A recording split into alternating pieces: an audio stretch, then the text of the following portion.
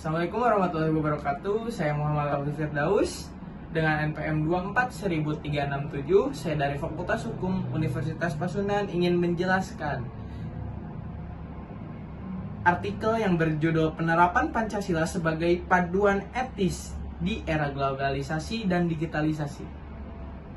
Filosofi dasar dan ideologi negara Indonesia, Pancasila, sekarang ini sedang menghadapi banyak sekali tantangan dan peluang di era globalisasi yang ditandai dengan kemajuannya teknologi yang sangat pesat. Pancasila memberikan nilai-nilai yang penting dan relevan dalam menghadapi dinamika kompleks di panggung global saat ini dan berfungsi sebagai panduan utama dalam membentuk identitas nasional. Tujuan dari artikel yang saya buat ini adalah untuk mempelajari posisi Pancasila dalam konteks global serta bagaimana prinsip-prinsipnya dapat diterapkan dan diperkuat dalam menghadapi tantangan yang dibawa di era globalisasi dan digitalisasi ini.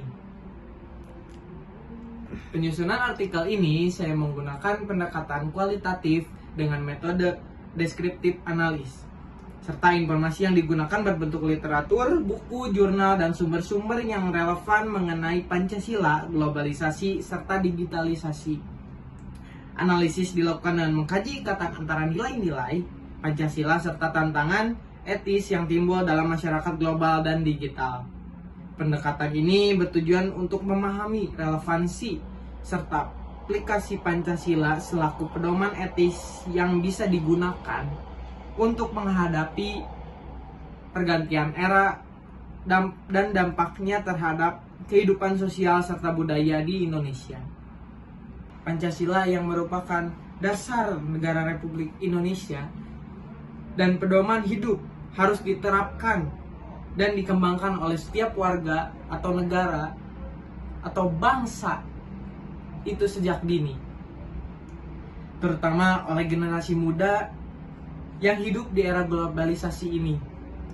Dengan pendidikan, generasi sekarang dapat mempelajari dan memahami nilai-nilai Pancasila. Dengan menerapkan dan menyebarkan nilai-nilai ini juga, mereka dapat membedakan mana baik dan buruk yang dibawa oleh globalisasi ini. Dengan demikian, Pancasila akan tetap melekat pada kepribadian dan dirasakan lalu dihayati oleh setiap warga bangsa dan negara di masa yang akan datang.